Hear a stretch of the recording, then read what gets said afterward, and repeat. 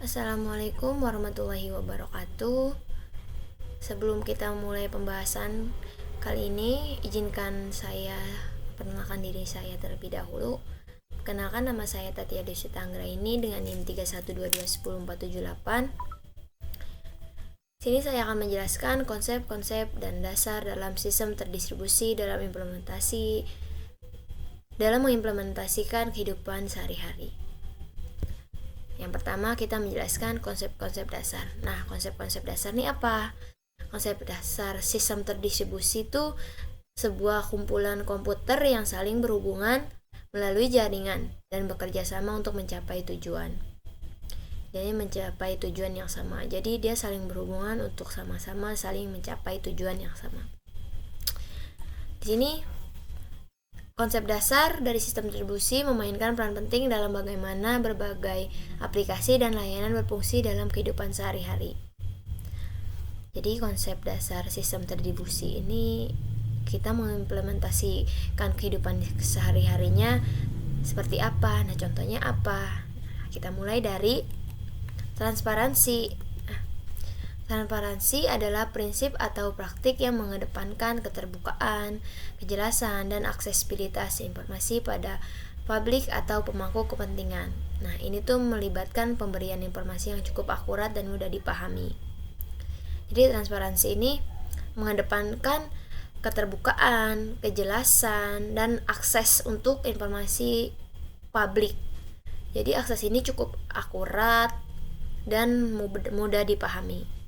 Contohnya seperti apa? Contoh transparansi kita mengimplementasikan dalam kehidupan sehari ini, contohnya seperti apa?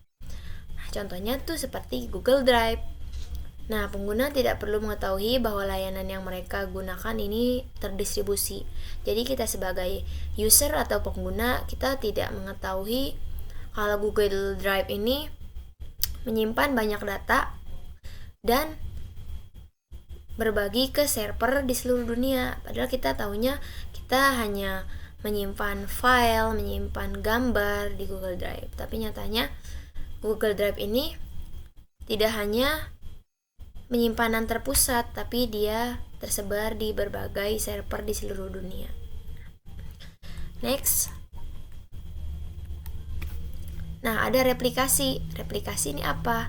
Replikasi seperti data atau layanan yang sama disimpan di berbagai lokasi untuk meningkatkan ketersediaan. Nah, contohnya seperti Netflix. Jadi, kenapa Netflix? Nah, karena Netflix ini menyediakan platform untuk menonton berbagai macam konten video secara on demand.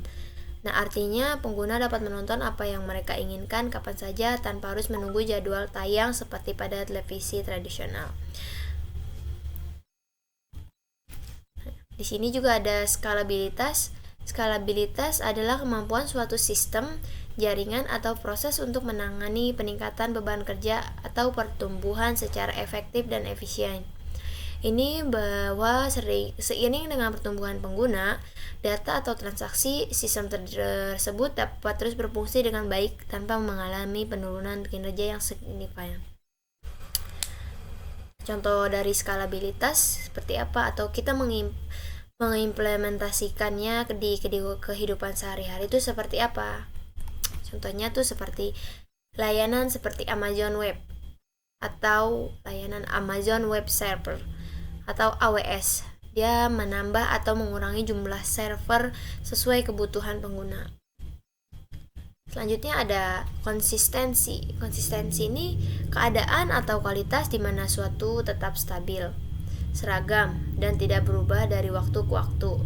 Dalam berbagai konteks, konsistensi ini dapat memiliki makna dan implikasi yang berbeda. Jadi konsistensi ini ia selalu stabil, tidak tidak berubah kapan saja. Dia selalu stabil dan seragam.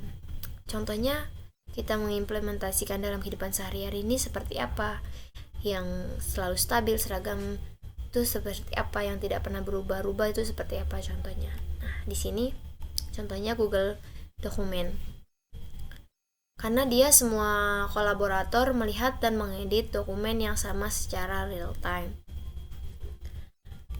Selanjutnya ada komunikasi antar proses. Nah, komunikasi antar proses ini apa? Ia adalah mekanisme yang menggunakan proses-proses dalam suatu sistem untuk saling bertukar data dan informasi. Proses adalah unit eksekusi dasar dalam sistem operasi, dan seringkali aplikasi atau program membutuhkan beberapa proses untuk bekerja sama. Jadi komunikasi antar proses nih sistem operasi untuk saling bertukar data dan informasi. Contohnya seperti apa? Contoh implementasi dalam kehidupan sehari seperti apa? Contohnya seperti Zoom, aplikasi Zoom. Kita sering menemui orang-orang yang memakai aplikasi Zoom untuk berkomunikasi atau membelajar lewat aplikasi Zoom.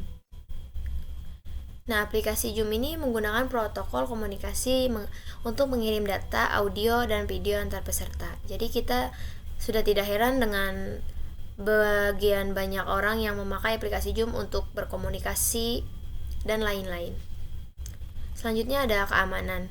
Nah, keamanan ini keadaan atau kondisi di mana suatu terlindungi dari bahaya, ancaman, atau kerusakan. Jadi, keamanan ini benar-benar aman, terlindungi dari bahaya, ancaman, atau kerusakan. Nah, contoh dari keamanan ini apa? Contohnya tuh seperti aplikasi perbankan menggunakan enkripsi untuk melindungi data pengguna selama transaksi online. Jadi, perbankan online tuh seperti entah m-banking, perbankan lain-lainnya yang pasti aman. Nah, sudah sampai di akhir. Cukup sekian penjelasan dari saya, kurang dan lebihnya mohon maaf. Assalamualaikum warahmatullahi wabarakatuh.